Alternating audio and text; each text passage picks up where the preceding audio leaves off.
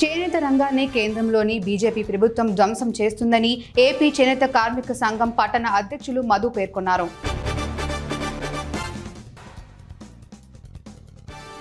బేస్తవారిపేటలో జిల్లా కలెక్టర్ తమీం అన్సారియా పర్యటించారు.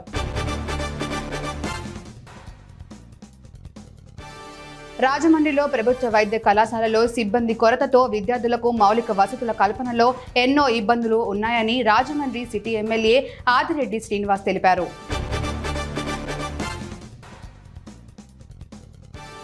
కాకినాడ బంగాళాఖాతంలో తమిళనాడుకు చెందిన బోటులో వంట చేస్తుండగా ఒక్కసారిగా మంటలు చెలరేగాయి. దీంతో బోట్లో నుంచి మత్స్యకారులు సముద్రంలోకి దూకారు.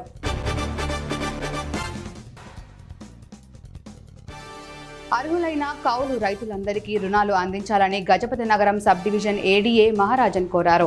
గజపతి నగరం మండల పరిషత్ కార్యాలయంలో ఎంపీడీఓ జయంతి ప్రసాద్ పర్యవేక్షణలో అన్ని బ్యాంకుల ప్రబంధకులు అధికారులతో సమావేశం జరిగింది.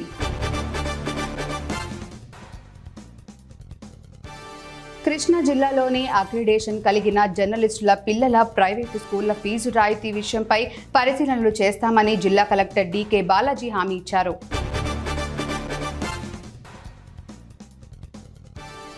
రాజన్న సిరిసిల్ల జిల్లా తంగళ్లపల్లి మండల కేంద్రంలో కాంగ్రెస్ పార్టీ మండల అధ్యక్షులు జలగం ప్రవీణ్ మీడియా సమావేశం నిర్వహించారు.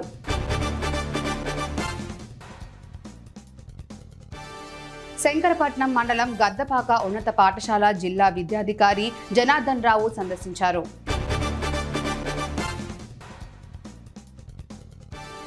నల్లబెల్లం పటిక మరిగించి గుడుంబ తయారు చేసి నల్లగొండ జిల్లాలో అమ్ముతున్న ముఠాను ఎక్సైజ్ పోలీసులు అరెస్ట్ చేశారు.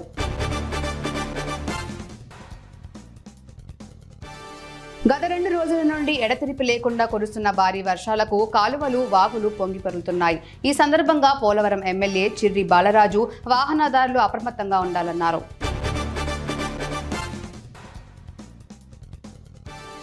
కోదాడ పట్టణానికి చెందిన సూక్ష్మ కళాకారుడు నరేష్ చారి రవీంద్రనాథ్ ఠాగూర్ వర్ధంతి సందర్భంగా అంగుళం శుద్ధముక్కపై ఠాగూర్ ప్రతిమను చెక్కి ఆయనపై తనకున్న అభిమానాన్ని చాటుకున్నాడు.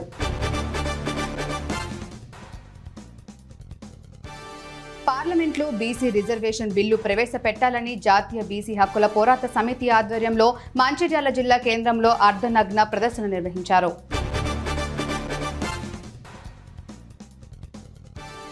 ఉమ్మడి ఖమ్మం జిల్లా గార్ల మండలం పరిధిలోని స్థానిక రాంపురం గ్రామ పాకాల ఏటీ చెక్ డ్యాం వద్ద బుధవారం వరద నీరు ప్రవాహంతో పొంగి పొర్లి ప్రవహిస్తుంది.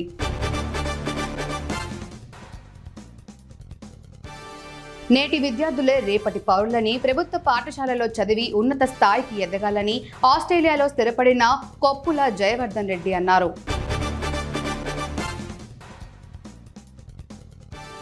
ప్రతి ఉద్యోగికి పదవి విరమణ అనేది సహజమని మక్కల్ ఎమ్మెల్యే వాకిటి శ్రీహరి అన్నారు.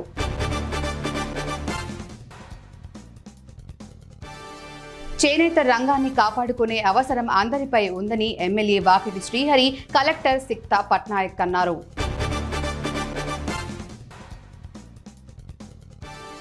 సదాశివపేటలోని కస్తూర్బా గాంధీ బాలికల విద్యాలయాల్లో కలెక్టర్ వల్లూరు క్రాంతి బుధవారం ఆకస్మికంగా తనిఖీ చేశారు.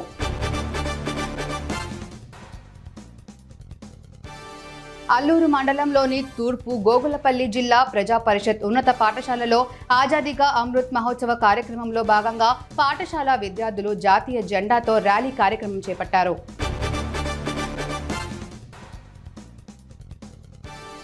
విశాఖ మధురవాడ పిఎం పాలెం బాబా కాలేజ్ వద్ద వైష్ణవి హిల్స్ అపార్ట్మెంట్ 201, 401 ఫ్లాట్లలో గుర్తు తెలియని వ్యక్తులు మంగళవారం అర్ధరాత్రి భారీ చోరీకి పాల్పడ్డారు.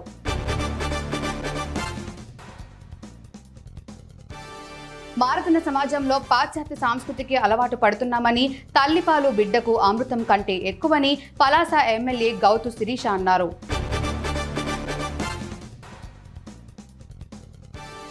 నారాయణపేట జిల్లా మత్కల్ మండల సంగం బండ ప్రాజెక్టుకు ఎగువన ఉన్న కర్ణాటక ప్రాంతంలో భారీ వర్షాలు కురవడంతో ప్రాజెక్టుకు పెద్దవాగు నుండి భారీ వరద వస్తోంది.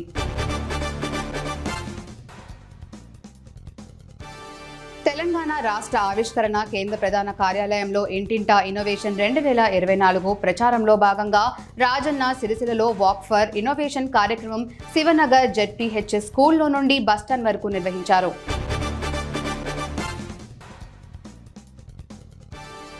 కాంగ్రెస్ ప్రభుత్వం ఎన్నికల ప్రచారంలో ఇచ్చిన హామీ మేరకు బీడి పరిశ్రమలలో పనులు చేస్తున్న కార్మికులకు 4,000 జీవన వృత్తిని అందించే విధంగా చర్యలు తీసుకోవాలని డిమాండ్ చేస్తూ తెలంగాణ ప్రగతిశీల బీడీ వర్కింగ్ యూనియన్ నాయకులు 2,000 మంది కార్మికులతో కలిసి రెంజల్ ఎంపీడీఓ కార్యాలయం ఎదుట ధర్నా చేశారు.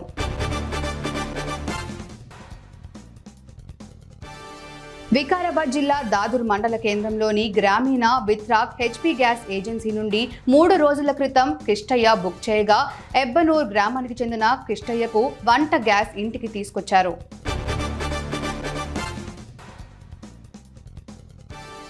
నల్గొండ జిల్లా నాగార్జున సాగర్ జలాశయం అందాలు నీటి పరవళ్లు కనువిందు చేస్తున్నాయి.